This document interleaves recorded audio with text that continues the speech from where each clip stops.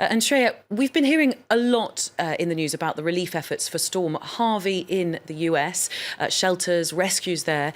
But what's it like for a victim of flooding in South Asia? Who's helping them?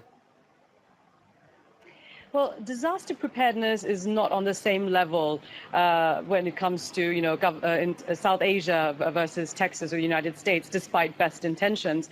For example, when there was news that the floods were the monsoons were going to wreak havoc in South Asia, Prime Minister Narendra Modi said he was going to set up camps for the displaced. There were going to be rescue missions, rescue teams deployed.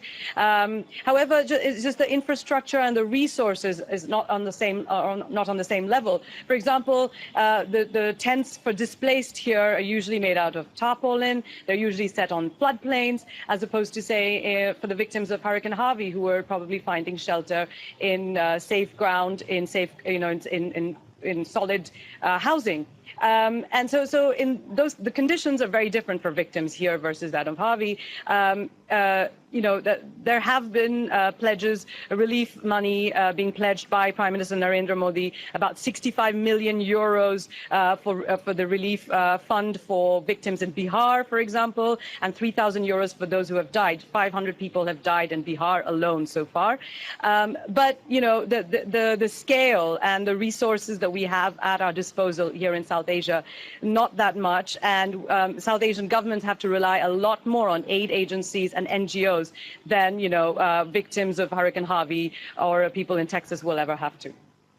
Monsoon season in Asia it's an annual event. So why is this one so drastic?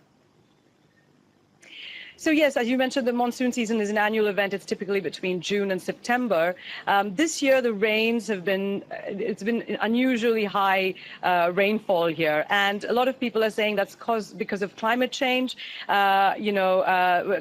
Scientific studies say that, because of climate change, a lot more rainfall, you get a lot more rainfall in a certain period. And that's what's happening during the monsoons, unusually high rain. But also we have to talk a little bit about India's and South Asia's urban ecosystems, which are not very well equipped to handle flooding and high rainwater. There's unabated construction in lower-lying areas, in coastal areas.